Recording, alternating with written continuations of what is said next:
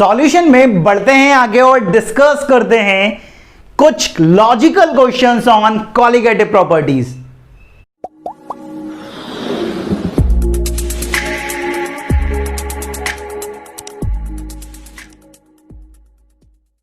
Hello everyone, this is chemistry Baba. Welcome to chemistry adda MP04 master stock chemistry batch for NEET and IIT JEE। जैसा आप सबको पता है, अपन वैरायटी ऑफ क्वेश्चन डिस्कस कर रहे थे। प्रीवियस वीडियो में अपन ने कुछ क्वेश्चन डिस्कस करे, हर एक क्वेश्चन दूसरे क्वेश्चन से बिल्कुल अलग था, जो आपके कॉन्सेप्ट को बहुत मजबूत करने के लिए काफी थे। आज अपन कुछ लॉजिकल क्वेश्चन जो बहुत फेमस क्वेश्चंस हैं, ठीक है, या बहुत अच्छे क्वेश्चन जो आए हुए हैं नीट में, एम्स में, IIT JEE में, उनकी हम बात करने वाले हैं। ठीक है, मैं पहले जैसे बता चुका हूं कि आपकी प्रैक्टिस बहुत ज्यादा इंपॉर्टेंट रखती है, ठीक है, आपके सिलेक्शन पर, कि आप कितनी ज्यादा प्रैक्टिस कर रहे हो, आप अपने ऊपर कितना काम कर रहे हो यार। ठीक है, आप अपने ऊपर कितना काम कर रहे हो, इस पर आपकी प्रैक्टिस, आपका सिलेक्शन बहुत इंपॉर्टेंट डिपेंड करता है इस पर। ठीक है, किस तरह से कि अगर आप जितनी ज्यादा प्रैक्टिस करोगे उतना ज्यादा आप सिलेक्शन के क्लोज होगे। ठीक है, और फिजिकल केमिस्ट्री में तो वैसे ही आपको क्वेश्चन की भर भर के प्रैक्टिस करना आना चाहिए। ठीक है, आगे बढ़ते हैं और नेक्स्ट क्वेश्चन डिस्कस करते हैं। ठीक है, आज की वीडियो का सबसे पहला क्वेश्चन कुछ इस तरह से है। ये जो क्वेश्चन है भाई बड़ा फेमस है, आपको आपकी मॉड्यूल्स हैं उनमें देखने को मिल जाएगा, जो आप टेस्ट सीरीज ज्वाइन करोगे उसमें देखने को मिल जाएगा, आप नीट के, IIT JEE के जो प्रीवियस ईयर पेपर देखोगे वहां पर ये क्वेश्चन देखने को मिल जाएगा। मतलब बड़ा फेमस सा है क्वेश्चन। कुछ इस तरह से है, following aqueous solution are given. पहला है 1 मोलर यूरिया, दूसरा है 1 मोलर Na2SO4, तीसरा है 1 मोलर NaCl और फोर्थ है 1 मोलर Al2ASO4 का whole thrice. Arrange the following increasing order of vapour pressure, boiling point, freezing point and osmotic pressure of solution. मतलब हमें vapour pressure of solution, boiling point of solution, freezing point of solution and हमारा osmotic pressure of solution के increasing order में इन्हें अपन को arrange करना है। अब देखो यहां पर हमारे पास क्या क्या गिवन है। यहां पर अगर बात करें तो हमें सबसे पहला गिवन है भाई, क्या सबसे फर्स्ट हमें गिवन है, क्या हमारे पास है 1 मोलर यूरिया। क्या है हमारे पास? 1 मोलर यूरिया है। दूसरा हमारे पास क्या है? सेकंड है हमारे पास, क्या हमारे पास है 1 मोलर Na2SO4। ठीक है, और तीसरा क्या है हमारे पास? थर्ड है हमारे पास क्या? 1 मोलर NaCl और फोर्थ है हमारे पास क्या? 1 मोलर Al2SO4 का होल थ्राइस। ठीक है, ये हमको गिवन है। हमें अरेंज करना है इन increasing order of freezing point, boiling point of solution, vapour pressure of solution and osmotic pressure of solution. अब यहां पर अगर बात करते हैं यार, ठीक है, अब यहां पर इनको थोड़ा सी गौर से देखो। ठीक है, गौर से समझते हो ना? ठीक है, एकदम ताड़ते हुए देखना है ऐसे। ठीक है, गौर से देखोगे तो आपको पता चलेगा इनकी कॉन्सेंट्रेशन तो सेम है लगभग। ठीक है, इनकी 1 मोलर है, 1 मोलर है, 1 मोलर है। ठीक है, एक्वस सॉल्यूशन है सबका। अब यहां पर अगर बात करें अपन तो इनमें किस में सबसे ज्यादा कॉलिगेटिव प्रॉपर्टी देखी जाएगी। अगर मैं इसके I की बात करूं, यूरिया के I की बात करूं, तो इसका I कितना होगा? इसका I1 होगा। यहां पर I कितना होगा? 100% अगर आयनाइजेशन मानता हूं तो I = N। तो यहां पर I किसके बराबर होगा? 3 के बराबर। और यहां पर I किसके बराबर होगा? 2 के बराबर। यहां पर I किसके बराबर होगा? 5 के बराबर। तो यहां पर इस केस में आपको मैक्सिमम कॉलिगेटिव प्रॉपर्टी देखी जाएगी, ये मैक्सिमम कॉलिगेटिव प्रॉपर्टी, और यहां पर आपको मिनिमम कॉलिगेटिव प्रॉपर्टी। ठीक है, अब यहां पर थोड़ा सा समझना कि मैक्सिमम कॉलिगेटिव प्रॉपर्टी या मिनिमम कॉलिगेटिव प्रॉपर्टी का मतलब क्या है।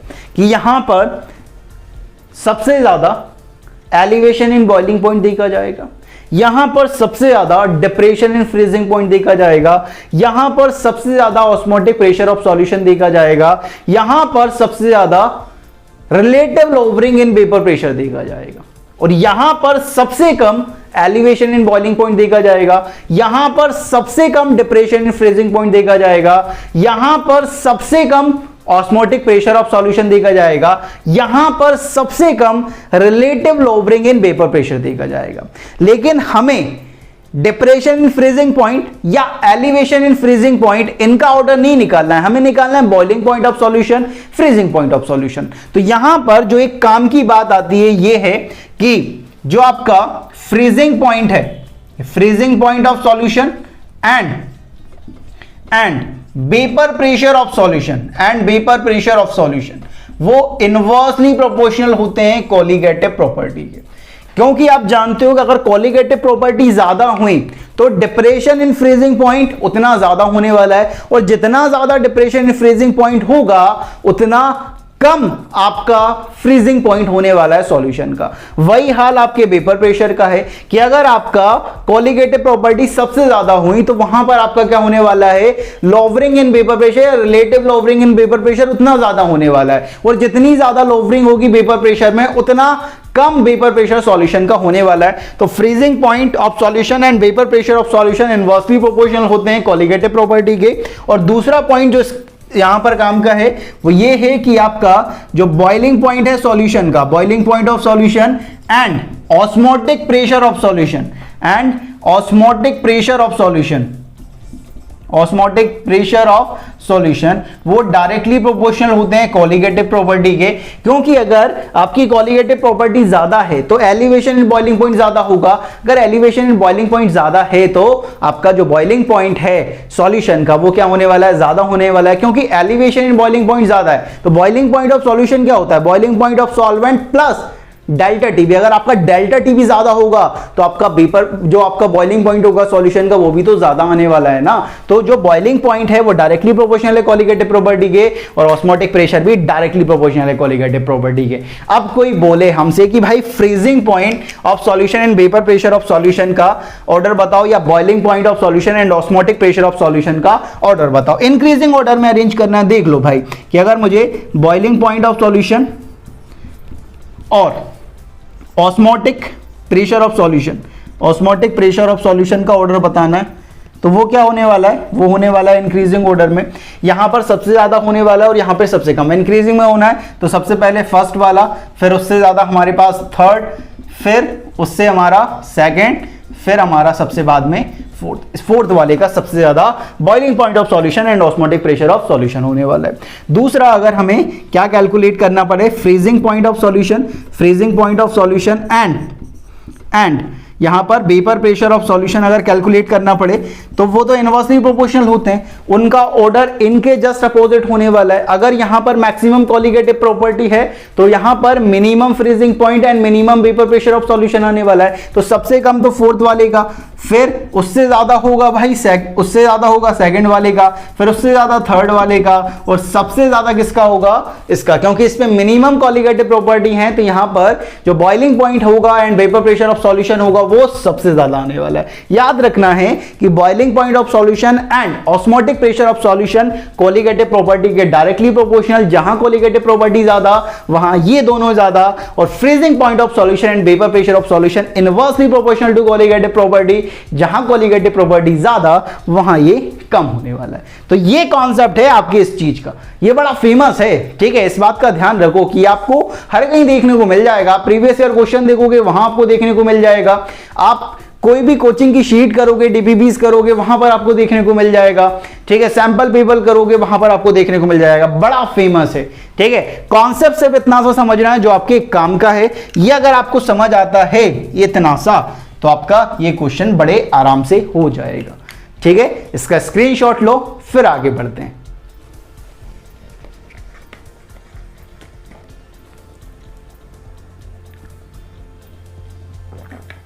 तो ले लिया है आपने इसका स्क्रीनशॉट। आगे बढ़ते हैं और डिस्कस करते हैं नेक्स्ट क्वेश्चन। नेक्स्ट क्वेश्चन यार हमारे पास कुछ इस तरह से है। Following aqueous solution are given. पहला है 1 मोलर यूरिया, दूसरा है 0.5 मोलर Na2SO4, तीसरा है 0.2 मोलर NaCl और फोर्थ है 0.05 molar Al2SO4 whole thrice. Arrange the following in increasing order of vapour pressure, boiling point, freezing point and osmotic pressure of solution. जो one ने प्रीवियस और question करा था वही क्वेश्चन है, लेकिन यहां पर सिर्फ जो चेंजेस हैं वो क्या हैं, इनकी जो कॉन्सेंट्रेशन है वो अलग अलग दी गई हैं। हमें क्या क्या गिवन है यहां पर देखो। सबसे पहला हमको गिवन है भाई, पहला हमें क्या गिवन है, हमारे पास है 1 मोलर यूरिया, हमारे पास है 1 मोलर यूरिया। दूसरा जो हमको सेकंड गिवन है वो क्या है, हमारे पास 0.5 मोलर Na2SO4 का होल Na2SO4। थर्ड हमारे पास क्या है, थर्ड है हमारे पास 0.2 मोलर NaCl एंड फोर्थ है हमारे पास 0.05 मोलर Al2SO4 का होल थ्राइस। ठीक है, अब यहां पर हमें increasing order of boiling point, freezing point, vapour pressure and osmotic pressure of solution में अरेंज करना है। तो तरीका वही है कि freezing point and vapour pressure of solution inversely proportional to colligative property and boiling point of solution and vapour pressure of solution is directly proportional to colligative property. तो जहां पर कोलिगेटिव प्रॉपर्टी ज्यादा वहां पर boiling point and vapour pressure of solution ज्यादा, और जहां पर बॉइलिंग पॉइंट, जहां पर कोलिगेटिव प्रॉपर्टी कम वहां पर freezing point and vapour pressure of solution ज्यादा। अब यहां पर मैक्सिमम और मिनिमम कोलिगेटिव प्रॉपर्टी हमें फाइंड करना है, कहां ज्यादा होगा कहां कम होगा। अब आई की बात करें तो आई यहां पर क्या है, आई यहां पर 1 होगा, यहां पर आई कितना है, आई यहां पर 3 होगा, यहां पर आई यहां पर 2 होगा और यहां पर आई हमारे पास 5 होगा। लेकिन यहां पर इनकी कॉन्सेंट्रेशन सेम नहीं है, कांस्टेंट नहीं है। तो यहां पर आप जानते हो कि जो कोलिगेटिव प्रॉपर्टीज होती हैं वो डायरेक्टली प्रोपोर्शनल होती है नंबर ऑफ सॉल्यूट पार्टिकल पर, और मोलरिटी डायरेक्टली प्रोपोर्शनल है नंबर ऑफ सॉल्यूट पर, कि जहां पर मोलरिटी ज्यादा होगी वहां पर नंबर ऑफ सॉल्यूट पार्टिकल ज्यादा होंगे और वहां पर ही कोलिगेटिव प्रॉपर्टी ज्यादा होने वाली है। तो नंबर ऑफ सॉल्यूट पार्टिकल यहां पर कितने होंगे 1, यहां पर कितने होंगे 0.5, यहां पर कितने होंगे 0.2 और यहां पर कितने होंगे 0.05 इन 1 लीटर सॉल्यूशन। तो यहां पर अगर अब कोलिगेटिव प्रॉपर्टी की बात करें तो यहां पर कितना हो जाएगा 1 into 1 दैट इज 1, यहां पर कितना हो जाएगा 3 into 0.5 दैट इज 1.5, यहां पर क्या हो जाएगा भाई 0.2 into 2 दैट इज 0.4, यहां पर क्या हो जाएगा 5 into 0.05 दैट इज यहां पर 25, ठीक है, ये 0.25। ठीक है, अब यहां पर अगर बात करें तो सबसे ज्यादा वैल्यू यहां पर आ रही है तो यहां पर मैक्सिमम कोलिगेटिव प्रॉपर्टी होगी, सबसे कम वैल्यू यहां पर आ रही है, यहां पर मिनिमम कोलिगेटिव प्रॉपर्टी होगी। ठीक है, अब यहां पर आगे बात करते हैं अपन। ठीक है, तो आगे बात करें तो जो boiling point of solution and osmotic pressure of solution का जो ऑर्डर होगा वो क्या होगा कि इंक्रीजिंग ऑर्डर में अरेंज करना है, तो यहां पर सबसे ज्यादा होगा और यहां पर सबसे कम होगा। सबसे कम हमारे फोर्थ वाले में आ रहा है, फिर उससे ज्यादा किसमें होगा भाई, उससे ज्यादा ये है थर्ड, फिर उससे ज्यादा क्या है हमारे पास फर्स्ट, और सबसे ज्यादा क्या है हमारे पास सेकंड। कोई अगर बोले कि freezing point of solution and vapour pressure of solution में ऑर्डर बताना है तो वो तो बड़ा आसान है, इसके जस्ट अपोजिट आएगा। तो सबसे कम हमारे पास सेकंड में आएगा, फिर उससे ज्यादा फर्स्ट में, फिर उससे ज्यादा थर्ड में और सबसे ज्यादा फोर्थ में।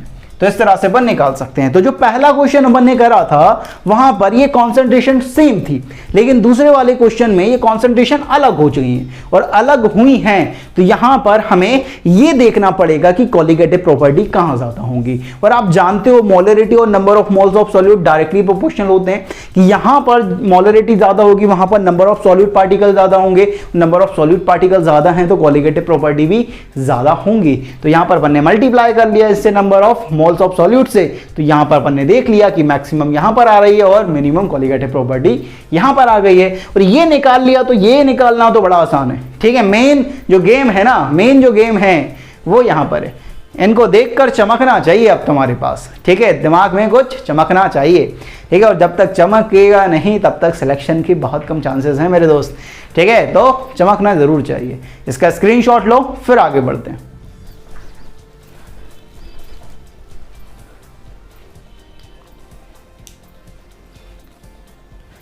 तो ले लिया है आपने इसका स्क्रीनशॉट। आगे बढ़ते हैं और डिस्कस करते हैं नेक्स्ट क्वेश्चन। नेक्स्ट क्वेश्चन की तरफ आगे बढ़ते हैं यार। ठीक है, कुछ लोग सोच रहे होंगे अपन इतने ज्यादा क्वेश्चन क्यों प्रैक्टिस कर रहे हैं। ठीक है, कॉन्सेप्ट तो पढ़ लिया है। ठीक है, कुछ बच्चे क्या करते हैं, कॉन्सेप्ट तो पढ़ लेते हैं, फिर एक दो क्वेश्चन कर लेते हैं और सोचते हैं कि हमारा जो कॉन्सेप्ट है वो बहुत अच्छी तरीके से क्लियर हो चुका है। ठीक है, ये बहुत बड़ी गलतफहमी होती है भाई। ठीक है, जो लोग सुन रहे हैं वो सुन लें भाई इस बात को, कि अगर आप कॉन्सेप्ट को पढ़कर अगर सिर्फ एक दो क्वेश्चन कर लेते हो और आप ये सोचते हो मेरा ये कॉन्सेप्ट क्लियर है, तो आप गलत सोच रहे हो। ठीक है, फिजिकल केमिस्ट्री में जितने भर भर के क्वेश्चन कर सकते हो उतना कर लो। ठीक है, जितनी वैरायटी बन सकती है केमिस्ट्री अड्डा MP04 पर आपको मिल जाएगी। इसके बाद भी आपको प्रैक्टिस करना है, आपको प्रीवियस ईयर क्वेश्चंस वहां पर करने पड़ेंगे। ठीक है, तो आपको प्रैक्टिस जरूर करना है यार। प्रैक्टिस करोगे तब कुछ चांसेस हैं आपके सिलेक्शन के, क्योंकि कंपटीशन बहुत बढ़ चुका है आजकल, ठीक है। पहले के टाइम पे कंपटीशन कम हुआ करता था, लेकिन आज के टाइम पे कंपटीशन बढ़ चुका है। और कंपटीशन बढ़ चुका है मतलब तुमसे अच्छे स्टूडेंट प्रैक्टिस कर रहे हैं, तुमसे अच्छे स्टूडेंट पेपर देंगे, ठीक है। नॉर्मल सी बात है, अगर तुम दोनों की अगर प्रैक्टिस, कोई स्टूडेंट है वो प्रैक्टिस कर रहा है और आप प्रैक्टिस नहीं कर रहे हो, तो ज़्यादा चांस किसके हैं, किसका सिलेक्शन होगा? जो प्रैक्टिस कर रहा है उसका ज़्यादा चांसेस है, ठीक है। तो प्रैक्टिस ज़रूर करना है यार, क्योंकि सीट्स उतनी है, ठीक है। IIT में वैसे ही बहुत कम सीट्स हैं, मेडिकल कॉलेज में तो और भी कम है, ठीक है। मेडिकल कॉलेज में तो और भी कम है भाई, और मेडिकल कॉलेज में बहुत ज़्यादा कंपटीशन देखा जाता है, ठीक है, क्योंकि बहुत ज़्यादा बच्चों के अच्छे मार्क्स आते हैं, ठीक है।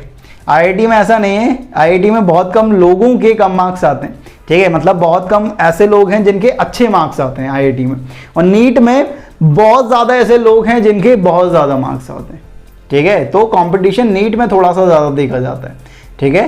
तो नीट वाले बच्चों बड़ा प्रैक्टिस करो यार, ठीक है। प्रैक्टिस करोगे तो सिलेक्शन के चांस बढ़ेंगे। क्वेश्चन देखते हैं यार। नेक्स्ट क्वेश्चन हमारे पास कुछ इस तरह से, बड़ा इंपॉर्टेंट क्वेश्चन है।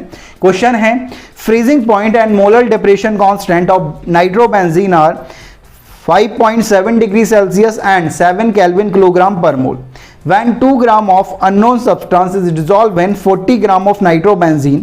Freezing point of solution is 1.5 degree Celsius. Calculate the molecular weight of unknown substance. हमें freezing point of nitrobenzene and molar depression constant of nitrogen benzene given है कितना 5.7 degree Celsius and 7 kelvin kilogram per mole respectively. हमें ये बताया गया है कि जब हमने 2 ग्राम अननोन सब्सटेंस डिसॉल्व किया 40 ग्राम ऑफ नाइट्रोबेंजीन में, तो जो फ्रीजिंग पॉइंट ऑफ सॉल्यूशन निकला है वो कितना निकला है 1.5 डिग्री सेल्सियस। तो हमें molecular weight of unknown substance निकालना है। अब molecular weight of unknown substance तो हम मोलैरिटी से ही निकाल सकते हैं, और मोलैरिटी जो टर्म है वो तो हमारे पास कब आता है, जब अपन डिप्रेशन एंड फ्रीजिंग पॉइंट निकालेंगे। तो हमें सबसे पहले डेल्टा TF निकालना पड़ेगा।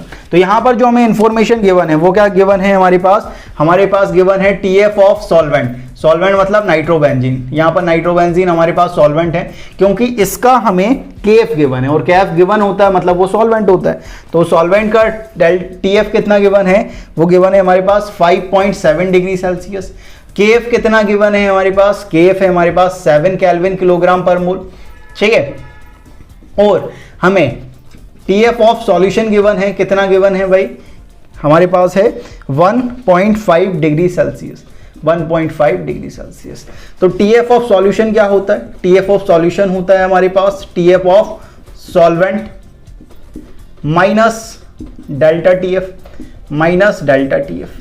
अगर डेल्टा TF निकालना है तो वो क्या होगा, TF of solvent minus TF of solution. TF of solvent कितना है 5.7, TF ऑफ सॉल्यूशन कितना है 1.5। तो यहां से कितना आएगा भाई, यहां से आएगा हमारे पास 4.2 डिग्री सेल्सियस डेल्टा TF। अब डेल्टा TF क्या होगा, डेल्टा TF होगा I into KF into M, I into KF into M।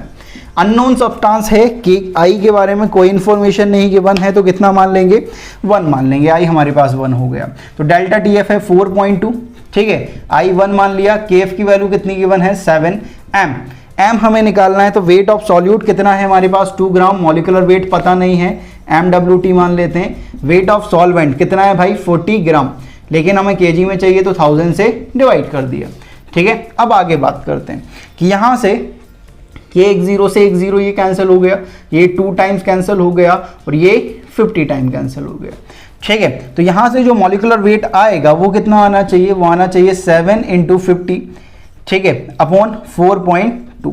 तो यहाँ से एक पॉइंट हटाया, ये 0 आया, 7 से ये 6 टाइम कैंसिल हो गया। तो जो मॉलिक्यूलर वेट आना चाहिए नॉन सब्सटेंस का वो कितना आना चाहिए 500 अपॉन 6। इसे जब कैलकुलेट करोगे तो इसकी वैल्यू कितनी आनी चाहिए 83.33 ग्राम पर मोल।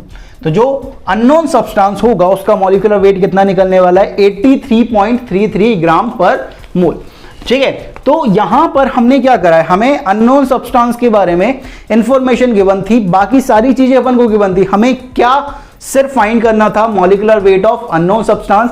वो किस तरह से निकलेगा, हम यहां से डेल्टा टीएफ निकालेंगे और डेल्टा टीएफ की मदद से मोलरिटी में आपका मॉलिक्यूलर वेट ऑफ सॉल्यूट का टर्म आता है, वहां से अपन ये कैलकुलेट कर सकते हैं। ऐसे क्वेश्चन बड़े देखे जाते हैं नीट में, ऐसे क्वेश्चन बड़े देखे जाते हैं यहाँ। तो इन क्वेश्चन पर ज्यादा फोकस करना है, नीट वालों सुन लो, इन क्वेश्चन पर ज्यादा फोकस करना है कि मॉलिक्यूलर वेट ऑफ सॉल्यूट क्या होगा, या वेट ऑफ सॉल्यूट हमने कितना डिसॉल्व करा है कि जिससे डेल्टा टीएफ इतना आया है। ऐसे क्वेश्चन बड़े पूछे जाते हैं नीट में, ठीक है। आईआईटी जेईई में बहुत कम पूछे जाते हैं, ठीक है। चांसेस हैं पूछ भी सकते हैं, ठीक है। ऐसा नहीं है कि एक फिक्स कर दिया है कि नीट में ही पूछे जाएंगे, ठीक है, ऐसा जरूरी नहीं है मेरे दोस्तों, ठीक है।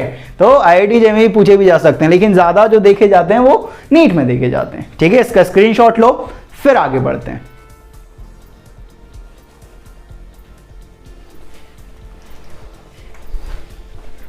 तो ले लिया है आपने इसका स्क्रीनशॉट, आगे बढ़ते हैं और डिस्कस करते हैं नेक्स्ट क्वेश्चन।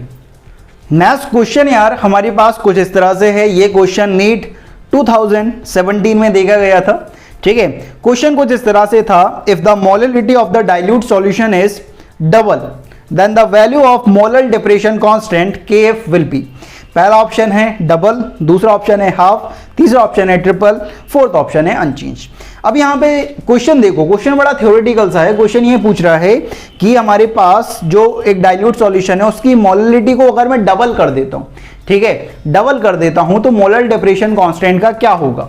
आप जानते हो मोलर डिप्रेशन कांस्टेंट KF ये सॉल्वेंट की प्रॉपर्टी होती है। मोलर डिप्रेशन कांस्टेंट क्या होता है भाई, KF जो होता है वो सॉल्वेंट की प्रॉपर्टी होती है, वो सॉल्वेंट की प्रॉपर्टी होती है। वो डिपेंड सिर्फ सॉल्वेंट पे करता है कि सॉल्वेंट चेंज हो जाएगा तो आपका KF चेंज हो जाएगा। मोलरिटी चेंज करने पर KF की कोई भी वैल्यू चेंज नहीं होगी। यहां पर ध्यान रखना है कि ये सॉल्वेंट पर डिपेंड करता है। अगर सॉल्वेंट चेंज हो जाएगा आपका, अगर सॉल्वेंट चेंज हो गया तो आपका KF की वैल्यू भी चेंज हो जाएगी। इस बात का ध्यान रखो, आपकी KF की वैल्यू या KB की वैल्यू भी चेंज हो जाएगी, ये ध्यान रखो, ठीक है।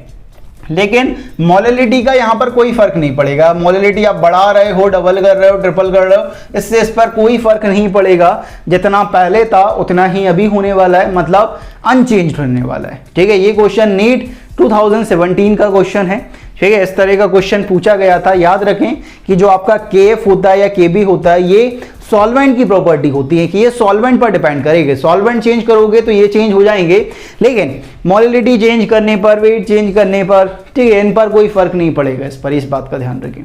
तो ये अनचेंज रहने वाला है। नेक्स्ट क्वेश्चन की तरफ हम आगे बढ़ते हैं और डिस्कस करते हैं नेक्स्ट क्वेश्चन। नेक्स्ट क्वेश्चन की तरफ आगे बढ़ते हैं, ठीक है। क्वेश्चन कुछ इस तरह से है। इस तरह का क्वेश्चन जो है वो एक बार नीट में आया हुआ है भाई। क्वेश्चन कुछ इस तरह से था, calculate the boiling point of solution containing 0.6 gram of benzoic acid in 50 gram carbon disulphide assuming 84% dimerization of the acid. The boiling point and Kb of CH2 are 46.2 degree Celsius and 2.3 kelvin kilogram per mole respectively. अब यहां पर कुछ चीजों को समझना, ठीक है। अब यहां पर कुछ चीजों को समझना कि यहां पर हमारे पास जो बेंजोइक एसिड है उसका वेट कितना है 0.61 ग्राम, उसे हम डिसॉल्व कर रहे हैं 50 ग्राम कार्बन डाइसल्फाइड में। तो कार्बन डाइसल्फाइड एज है हमारे पास सॉल्वेंट हो गया। और यहां पर जो बेंजोइक एसिड है वो कार्बन डाइसल्फाइड में डाइमर के फॉर्म में एग्जिस्ट करता है और कितना परसेंट डाइमराइजेशन होता है 84%। अभी तक अपन जो क्वेश्चन डिस्कस कर रहे थे उसमें डिसोसिएशन ऑफ सॉल्यूट हो रहा था, लेकिन ये जो क्वेश्चन है उसमें एसोसिएशन ऑफ सॉल्यूट देखा गया। इस तरह का क्वेश्चन नीट में आया हुआ है भाई, इसका ध्यान रखें, ठीक है। हमें boiling point of solution calculate करना है। अब बॉइलिंग पॉइंट ऑफ सॉल्यूशन के लिए पहले हमें डेल्टा टीबी पता होना चाहिए कि डेल्टा टीबी क्या होगा, और डेल्टा टीबी फाइंड करने के लिए आई आना चाहिए कि आई क्या होगा। अब अगर बात करें कि डेल्टा टीबी क्या होगा, डेल्टा टीबी होगा हमारे पास कि आई इंटू केबी इंटू एम। अब आई निकालना है, एसोसिएशन के लिए आई कितना होता है, i equal to 1 plus 1 upon n minus 1 into alpha. I equal to क्या हो जाएगा 1 प्लस 1 अपॉन एन, डाइमर बन रहा है एन की वैल्यू 2 माइनस 1 इंटू अल्फा 0.84 हो जाएगा, ठीक है, 0.84। तो यहां से आई कितना निकलेगा 1 प्लस माइनस हाफ 0.84। तो यहां से आई कितना निकल जाएगा भाई, ये कितना निकलेगा 4 ये कितना निकलेगा 42, और यहां पर कितना निकलेगा, यहां पे आ जाएगा भाई 0.52 हमारे पास आई आ जाएगा, ठीक है। अब यहां पर अपन को आई निकल चुका है, हमें डेल्टा टीबी फाइंड करना है। तो डेल्टा टीबी क्या होगा, डेल्टा टीबी होगा आई कितना है भाई 0.52 इंटू केबी फॉर CS2 कितना गिवन है हमारे पास 2.3 इंटू मोलिलिटी हमें निकालना है, मोलिलिटी निकालना है तो वेट ऑफ सॉल्यूट कितना है 0.61, molecular weight of benzoic acid, benzoic acid जानते हो ना मेरे दोस्तों, ये होता है ठीक है C6H5COOH, ये बेंजोइक एसिड होता है, इसका मॉलिक्यूलर वेट कितना होता है 122, तो 122 इंटू वेट ऑफ सॉल्वेंट कितना है भाई, वेट ऑफ सॉल्वेंट है 50 ग्राम, लेकिन केजी में चाहिए तो 1000 से डिवाइड कर दिया। अब यहां पर अगर बात करें इस पॉइंट को हटाएंगे, ठीक है 2 0 नीचे, अब यहां से क्या होगा, ये 2 टाइम कैंसिल हो जाएगा, ये 3 0 से ये 3 0 कैंसिल हो गया, तो यहां पर जो डेल्टा टीबी आया है वो कितना आया है, वो आया है हमारे पास 0.52 इंटू ये 2.3 इंटू 1/10। इसे सॉल्व करोगे तो डेल्टा टीबी की वैल्यू कितनी होगी, डेल्टा टीबी की जो आपकी वैल्यू आनी चाहिए वो आनी चाहिए 0.1196 वैल्यू आनी चाहिए इसकी, ठीक है। अब यहां पर अगर बात करें कि डेल्टा टीबी हमारा निकल चुका है, लेकिन डेल्टा टीबी हमारा फाइनल आंसर नहीं है, हमें boiling point of solution calculate करना है कि बॉइलिंग पॉइंट ऑफ सॉल्यूशन क्या होगा, टीबी ऑफ सॉल्यूशन होगा boiling point of solvent plus delta TB, boiling point of solvent plus delta TB. अब यहां पर बॉइलिंग पॉइंट ऑफ सॉल्वेंट कितना है, boiling point of solvent CS2 का कितना है 46.2 प्लस डेल्टा टीबी कितना है 0.1196, तो यहां से आप कैलकुलेट करोगे तो ये कितना आएगा 46.3, ठीक है 46.3 आपका आंसर होना चाहिए, और आपका जो सेकंड ऑप्शन है वो इससे मैच कर रहा है, तो आपका 46.3 आपका एक्चुअल आंसर, रियल आंसर हो जाएगा, ठीक है। इस तरह से अपन इसे सॉल्व कर सकते हैं, ये इंपॉर्टेंट है, यहां पर जो आई निकाला है वो इंपॉर्टेंट है, क्योंकि अभी तक अपन जो सॉल्व कर रहे थे वो डिसोसिएशन के लिए कर रहे थे, लेकिन ये पहला क्वेश्चन देखा जिसमें अपन ने एसोसिएशन ऑफ सॉल्यूट देखा गया, डाइमराइजेशन देखा गया और इससे सॉल्व करा, ठीक है। सबसे बड़ी गलती इस क्वेश्चन में लोग क्या करते हैं, देखो यहां पर आकर रुक जाते हैं लोग कि जैसे ही डेल्टा टीबी या डेल्टा टीएफ फाइंड करा उन्होंने देखा ये आंसर और टिक करा आगे एकदम, ठीक है। मतलब यहां पर आकर थोड़ा सा सोचना है कि क्वेश्चन में क्या पूछा गया यार, ठीक है। ऐसा ना हो कि अपन को आता भी सब था, ठीक है, बस सिली मिस्टेक कर दी और अपना सिलेक्शन रुक गया। सिली मिस्टेक से बचना है यार, ठीक है। यहां पर आकर रुकना नहीं है, सोचना है कि पूछा क्या गया, क्या ये हमारा एक्चुअल आंसर है या नहीं है, ठीक है, ये सोचना पड़ेगा। और जैसे ही सोचोगे चमकेगा। क्वेश्चन पढ़ना बहुत जरूरी है। अपन सबसे बड़ी गलती जब करते हैं नीट या जेईई का जब पेपर आता है ना, अपन को वैसे ही बहुत ज्यादा टेंशन होती है, ठीक है, और अपन क्या करते हैं हड़बड़ी में क्वेश्चन को ही गलत पढ़ लेते हैं कभी कभी बार तो, और क्वेश्चन में हमेशा हमको वो दिखता है जैसा अपन सोचते रहते हैं, ठीक है। अपन ने इतनी वैरायटी कर ली है, ठीक है, तो आपको क्या होगा इस तरह का क्वेश्चन आना चाहिए, तो आपको क्वेश्चन में वही दिख जाएगा यार, ठीक है। इसलिए क्वेश्चन को बड़े काम होकर पढ़ें, ठीक है, ठीक है, बिल्कुल शांत मन से क्वेश्चन को पढ़ें, क्योंकि क्वेश्चन अगर सही पढ़ोगे तभी आंसर सही आ पाएगा, ठीक है। अगर क्वेश्चन ही गलत पढ़ोगे तो ठीक है, तो आंसर तो सही आने का कोई चांस ही नहीं है, ठीक है। इसका स्क्रीनशॉट लो, फिर आगे बढ़ते हैं।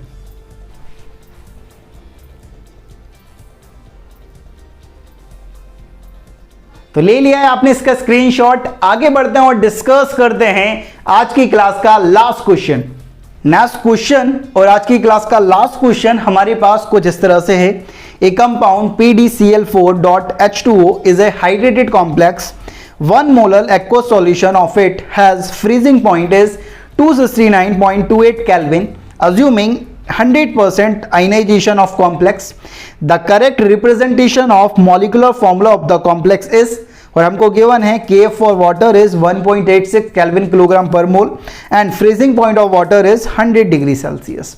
अब यहाँ पर अच्छी बात क्या है कि ये जो क्वेश्चन है वो एक बार एम्स में आया हुआ है, ठीक है, ये एम्स का क्वेश्चन है यार, ठीक है। एम्स में इस तरह का क्वेश्चन पूछा गया था। क्वेश्चन हमसे ये पूछा है कि उस जो हाइड्रेटेड कॉम्प्लेक्स है, आपने अगर कोऑर्डिनेशन कंपाउंड पहले से पढ़ा हुआ है तो आपसे ये पूछा है कि उस हाइड्रेटेड कॉम्प्लेक्स का मॉलिक्यूलर फॉर्मूला या रिप्रेजेंटेशन क्या होगा वो हमको बताना है, ठीक है। अब मॉलिक्यूलर रिप्रेजेंटेशन निकालने का कई सारे तरीके होते हैं। जो सिंपल तरीका है वो ये है कि आप आई फाइंड कर लो, आई से आप एन फाइंड कर सकते हो। आपके पास आई अगर आ गया तो वहां से आप एन फाइंड कर सकते हो कि 1 मोल ठीक है, जो सॉल्यूट है उसके डिसोसिएशन से आपको कितने आयन मिलेंगे, और जितने आयन मिलेंगे और ये 4 ऑप्शन हैं उनमें अलग अलग आयन मिल रहे होंगे, और जिसमें वो आयन आ रहे होंगे वही आपका करेक्ट ऑप्शन हो जाएगा। ठीक है, अब यहां पर थोड़ा सा समझना है कि यहां पर हमें मोलिलिटी कितनी दे के रखी हुई है, 1 मोलर एक्वस सॉल्यूशन है। ठीक है, जिसका फ्रीजिंग पॉइंट कितना है 269.28 केल्विन, यहां पर केल्विन में बात कर रहा है यार। ठीक है, तो हमें जो फ्रीजिंग पॉइंट होगा सॉल्वेंट का वो भी हमें केल्विन में लेना पड़ेगा। अब यहां पर देखो किस तरह से निकाल सकते हैं। सबसे पहले अपन आई निकालना है तो डेल्टा टीएफ फाइंड करना पड़ेगा। तो यहां पर हमें क्या गिवन है, टीएफ ऑफ सॉल्यूशन गिवन है कि टीएफ ऑफ सॉल्यूशन क्या है। टीएफ ऑफ सॉल्यूशन हमारे पास है कितना, हमारे पास है TF of solution 269.28 kelvin. TF of solvent water का क्या होगा भाई, टीएफ ऑफ वाटर सॉल्वेंट कितना होगा 273। ठीक है, 273 केल्विन। ठीक है, इस बात का ध्यान रखेंगे। अब यहां पर अगर बात करें कि डेल्टा टीएफ क्या होगा, डेल्टा टीएफ होगा आपके पास कि आपके पास सॉल्वेंट का है delta TF of water minus TF of solution. अब यहां पर अगर बात करें तो यहां पे कितना आएगा 273 माइनस 269.28 केल्विन। तो यहां से जो डेल्टा टीएफ है उसकी वैल्यू कितनी आनी चाहिए 3.72 आपकी वैल्यू आनी चाहिए डेल्टा टीएफ की। अब डेल्टा टीएफ इक्वल टू क्या होता है, डेल्टा टीएफ इक्वल टू होता है आई इंटू के एफ इंटू एम। आई आपको निकालना है, ठीक है, डेल्टा टीएफ की वैल्यू कितनी है 3.72, आई आपको निकालना है इंटू के एफ की वैल्यू कितनी है 1.86 और मोलिलिटी कितनी है 1। तो आई इक्वल टू क्या हो जाएगा 3.72 अपॉन 1.86, तो आई इक्वल टू क्या जाएगा 2। आई अगर 2 आया है हमें एन निकालना है, आई इक्वल टू क्या होता है 1 plus N minus 1 into alpha for dissociation. ठीक है, आई इक्वल टू क्या हो जाएगा 1 प्लस एन माइनस 1, अल्फा कितना है 100% मतलब 1, तो एन की वैल्यू कितनी आ जाएगी यहाँ पर हमारे पास 2। अब हमारे पास 4 ऑप्शन है भाई। पहला ऑप्शन देखो, पहला ऑप्शन है पीडी H2O का होल 4। ठीक है, ये हमारा कॉम्प्लेक्स है और Cl4 as a counter ion है। तो अगर इसे डिसोसिएट करोगे तो यहाँ पर हमारे पास टोटल 5 आयन मिलेंगे। दूसरे वाले को डिसोसिएट करोगे तो टोटल हमें 3 आयन मिलेंगे, और थर्ड वाले को डिसोसिएट करोगे तो टोटल हमें 2 आयन मिलेंगे, और फोर्थ वाले को डिसोसिएट करोगे तो ये तो नॉन इलेक्ट्रोलाइट है, इससे 0 आयन मिलेंगे। तो यहाँ पर हमें थर्ड वाला ऑप्शन जो है, ठीक है, थर्ड वाला ऑप्शन क्या है हमारे पास, हमारे ऑप्शन है पीडी। ठीक है, H2O का होल 3 Cl का होल थ्राइस, ठीक है, Cl.2H2। तो यहां पर आप इसे डिसोसिएट करोगे तो यहां पर आपको 2 आयन मिलेंगे। एक आयन मिलेगा पीडी H2O का होल 3 Cl का होल थ्राइस, यहां पर +1 का चार्ज प्लस Cl नेगेटिव। तो यहां पर n कितना आ रहा है, n 2 आ रहा है, क्योंकि 1 मोल के डिसोसिएशन से n हमें 2 मिल रहा है। तो आंसर क्या हो जाएगा, ये हो जाएगा। ठीक है, ये क्वेश्चन एम्स में आया था एक बार भाई, एम्स में अच्छे क्वेश्चन आते हैं। ठीक है, उसने क्या करा था, उसने कोऑर्डिनेशन कंपाउंड और सॉल्यूशन इन दोनों को मिलाया था। अपन ने कई सारे ऐसे क्वेश्चन करे हैं जिनमें 2 चैप्टर एक दूसरे से रिलेट करें, चाहे वो थर्मोडायनेमिक सॉल्यूशन हो, चाहे वो मोल कॉन्सेप्ट हो सॉल्यूशन हो, चाहे वो मोल कॉन्सेप्ट हो कोऑर्डिनेशन कंपाउंड हो। वहां पर आपने इस तरह के वैरायटी ऑफ क्वेश्चन देखे हैं। ठीक है, इस तरह से अपन इसे सॉल्व कर सकते हैं कि आपने आई निकाला, आई से एन निकाल लिया, और एन से देख लिया कि कौन सा कॉम्प्लेक्स कितना नंबर ऑफ आयंस प्रोड्यूस करेगा जैसे ही उसे वाटर में डाला जाएगा। आयनाइज होगा तो कितना नंबर ऑफ आयंस वो प्रोड्यूस करेगा, वहां से अपन इसे चेक कर सकते हैं। ठीक है, इस तरह से अपन इसे सॉल्व कर सकते हैं। आप जल्दी से ले लो इसका स्क्रीनशॉट।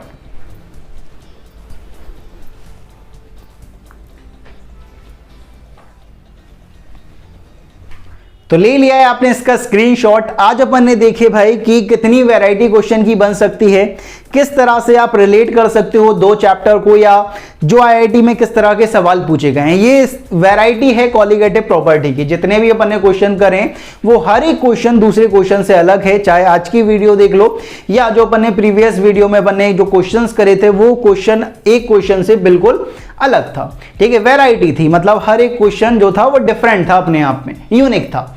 ठीक है, कुछ ना कुछ आपको सिखा के गया है हर एक क्वेश्चन। हर क्वेश्चन में एक कॉन्सेप्ट छुपा हुआ था, और जितनी वैरायटी कॉलिगेटिव प्रॉपर्टी में बन सकती थी वो आप सबने कवर्ड कर ली है। नेक्स्ट जो हमारे पास आने वाला है वो है हमारे पास हेनरीज लॉ एंड सॉल्युबिलिटी, जिसकी अपन बात करेंगे। तो इस वीडियो में बाबा जी की तरफ से इतना ही, मिलते हैं नेक्स्ट वीडियो में। लेकिन जाने से पहले लाइक, शेयर और सब्सक्राइब करना ना भूलें। मिलते हैं नेक्स्ट वीडियो में नए कॉन्सेप्ट के साथ।